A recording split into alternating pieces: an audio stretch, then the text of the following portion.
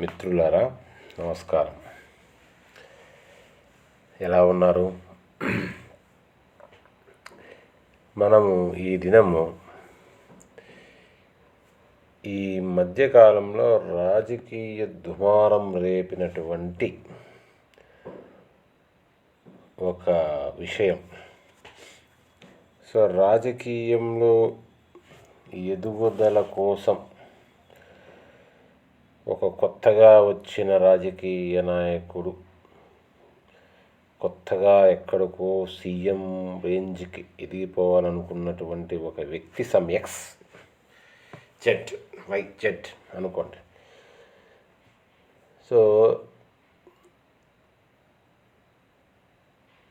వారు ఒక రెచ్చగొట్టే విధంగా మాట్లాడడం. ఈ రెడ్లు, బీసీలు అని సమాజంలో ఒక చీలిక తీసుకురావడం కోసం ప్రయత్నిస్తారు. రాజకీయ నాయకులు అలా చేస్తారు. రాజకీయంలో అదొక క్షుద్ర రాజకీయం. అది వ్యక్తి ఎవరనేది మనకు అనవసరము, అది సమస్య. అది రాజకీయంలో ఉన్నటువంటి ఒక రుగ్మతలో ఎప్పటి నుంచో ఉన్న రుగ్మత ఇది. ఇప్పటికీ నడుస్తున్నటువంటి ఒక రుగ్మత ఏంటంటే కులాల వారీగా విభజించడం, ప్రాంతాల వారీగా విభజించడం, ఎవరో ఎక్కడి నుంచో వలస వచ్చారని ఈ విధంగా అమాయక ప్రజల్ని మోసం చేసి రెచ్చగొట్టి పబ్బం గడుపుకోవడం.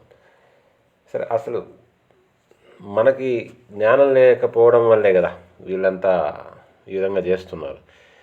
అంటే రాజకీయం చేసే వాళ్ళు కూడా మంచి వాళ్ళు ఉంటారు, అట్లే చెడ్డోళ్ళు ఉంటారు అన్నమాట. ఇప్పుడు ఒక విషయం తెలుసుకుందాం. ఎవరో ఒక వ్యక్తి వేశాడు, బీసీలు రెడ్లు అన్నాడు. వలస వచ్చారు, అది ఒక టాపిక్. వలస వచ్చారంటే అసలు ఎవరైనా ఎక్కడి నుంచి వలస వచ్చారు? సైంటిఫిక్గా ఎత్తుక్కుంటే అందరు ఆఫ్రికా నుంచి వలస వచ్చిన వాళ్ళే కదా. ఒకరు ముందు వచ్చిన వాళ్ళు, ఒకరు వెనక వచ్చిన వాళ్ళు. ఇది ఒక పెద్ద క్షుద్ర రాజకీయం. ఎక్కడి నుంచో వచ్చారు, ఎప్పుడో వచ్చారు, వాళ్ళు వేరు మనం వేరు. అది వదిలేద్దాం. అందరు ఆఫ్రికా నుంచి అడుక్కుంటూ తిండి కోసం అడుక్కుంటూ ఇండియాకి వచ్చిన వాళ్ళమని ప్రపంచంతో వ్యాపించిన వాళ్ళమే కదా. అయితే ఇప్పుడు బీసీలు అన్నాడు. ఈ బీసీలు, ఈ ఓసీ, ఈ డివిజన్ అనేదే అసలు బ్రిటిష్ వాళ్ళు చేసినటువంటి వాళ్ళ పాలసీ, వాళ్ళ రూలింగ్ పాలసీ ఒకటి. ఆ రూలింగ్ పాలసీలో ఏంటంటే డివైడ్ అండ్ రూల్ పాలసీ. ఒకే క్యాస్ట్ని ఒక చోట ఓసీ అన్నారు, ఒక చోట బీసీ అన్నారు. దానికి కారణం ఏమని చెప్పిండొచ్చు. ఆయన బీసీలు రెడ్లు అని ఒక తెలుగు రాష్ట్రం గురించి మాట్లాడాడు. మరి అదే రెడ్లు అనేవాళ్ళు కర్ణాటకలో, తమిళనాడులో మరి బీసీలు ఉన్నారు. మరి వాళ్ళు బీసీలు అయితే మరి రెడ్లు ఏమవ్వాలి? అక్కడ బీసీలు అయిన రెడ్లు, ఇక్కడ ఓసీలు. మరి అట్లాంటప్పుడు అప్పుడు నువ్వేం చేయాలి? రెడ్లు ఓసీ బీసీ అని వాడిండాలి, అంతేగాని రెడ్డి బీసీ అనడం ఏంది అసలు? అది తప్పు. ఇంకొకటి, ఎవరైతే ఈ సమస్యని దీన్ని ఒక ప్రచారం చేసి తీవ్ర పరుష పదజాలం వాడి దాన్ని ఏదో హైలైట్ చేయాలనుకున్నారు కదా. ఆ వ్యక్తి ఎవరు? ఆ వ్యక్తి ఒక మున్నూరు కాపు. ఆ శ్రీనాథుడు రాసినటువంటి కాపుల్లో పంట కాపు, రేనాటి కాపు, ఇలాంటి కాపుల్లో మున్నేటి కాపు అనే పదమే మున్నూరు కాపుగా మారింది. మరి ఆయన కూడా రెడ్డే కదా. ఆ రకంగా ఎత్తుకుంటే ఆయన కూడా రెడ్డే కదా మరి. అది ఈ ప్రజలకి మనకి అవగాహన లేనప్పుడు సార్ ఆయనకి తెలుసు, వేరే తెలుసు ఆయన కూడా కాపు కిందకి వస్తాడు. అసలు కాపుకు రెడ్డి బ్రిటిష్ వాళ్ళ దాంట్లోనే కాపు/రెడ్డి అని ఉంటుంది. కాపు వేరు రెడ్డి వేరు కాదు.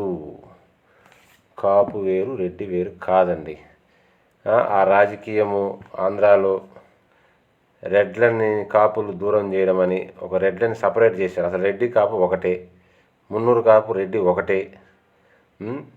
అక్కడేదో ఒక కాపు సపరేట్ అని రెడ్ల మీద ప్రయోగిస్తున్నారు, ఇక్కడేదో మున్నూరు కాపుని తీసుకొచ్చి రెడ్ల మీద ప్రయోగిస్తున్నారు. ఇదంతా కూడా మనకి ప్రజలకి చరిత్ర మీద అవగాహన లేకపోవడం, సమాజం మీద అవగాహన లేకపోవడంతో వాళ్ళు ఏంటంటే ప్రాంతాల వారిగా కులాల వారిగా చేసి ఎవరి కులం వాళ్ళని, కులాలు సపరేట్ ఉన్నాయి. ఇది సుదీర్ఘమైన చరిత్ర, ఎంతో ప్రపంచంలోనే అతి పురాతనమైనటువంటి నాగరికత కలిగినటువంటి దేశంలో ఎన్నో చారిత్రక సంఘటనలు, దాడులు, సామాజిక విప్లవాలు, ఆధ్యాత్మిక విప్లవాలు ఇన్ని జరిగిన చోట ఇన్ని రకాలుగా ఉండడం అనేది సామాజిక పరిణామక్రమంలో ఎంతో చైతన్యం జరిగినటువంటి ఈ దేశంలో ఇన్ని రకాలు ఉండడం అనేది సహజము. ఉన్న వాటిని మనం మంచిగా చూసుకొని వాటిని మంచికి వాడాలి, కానీ ఈ విధంగా చెడుకు వాడడం అనేది కరెక్ట్ కాదు. సరే, రాజకీయ నాయకులు, మనలో అమాయకత్వం ఉన్నంతవరకు రాజకీయ నాయకులు వాళ్ళ ప్రయత్నం వాళ్ళు చేస్తూ ఉంటారు. కానీ మనం చైతన్యపడి మన గురించి మనం తెలుసుకోవడం అనేది చాలా ముఖ్యమండి. చాలా థ్యాంక్స్ అండి. ఉంటానండి. స్వస్తి.